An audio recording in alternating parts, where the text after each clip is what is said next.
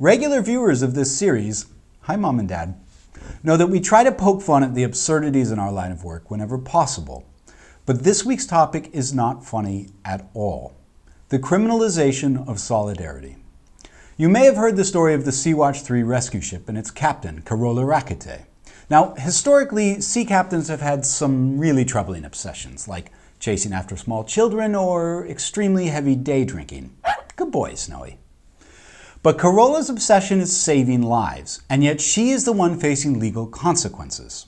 Recently, Sea-Watch 3 rescued 52 migrants off the coast of Libya. The closest safe harbors were at Lampedusa, an Italian island, and Malta. Both refused to let the ship enter port. Instead, the Italian government told the boat to go to Libya, where the rescued migrants would have faced torture, slavery, rape, or even death. Under international maritime law, shipmasters have a duty to rescue those in distress at sea. Also under international law, nations have a duty to allow shipmasters to fulfill their duty. This includes bringing the rescued to a safe place. Duh. It's not like, oh, well, they starved to death on board, but at least we got them out of the water, right? Mission accomplished.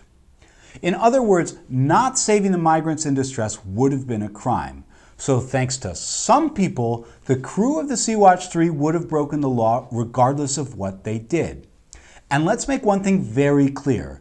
The crew of the Sea-Watch 3 did not want to break the law. This is the route map of the Sea-Watch 3 right after rescuing the migrants.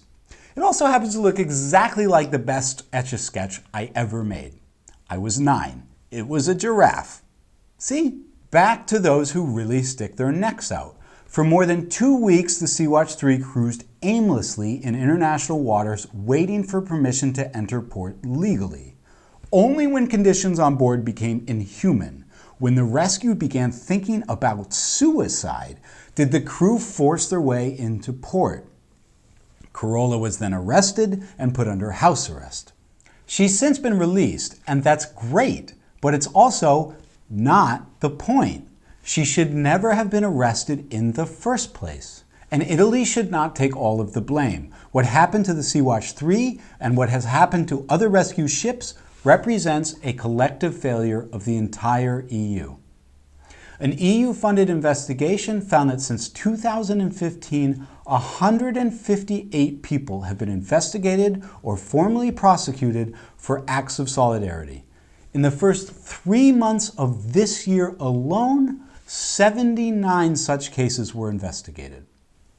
Not that long ago, it was illegal to help save Jews.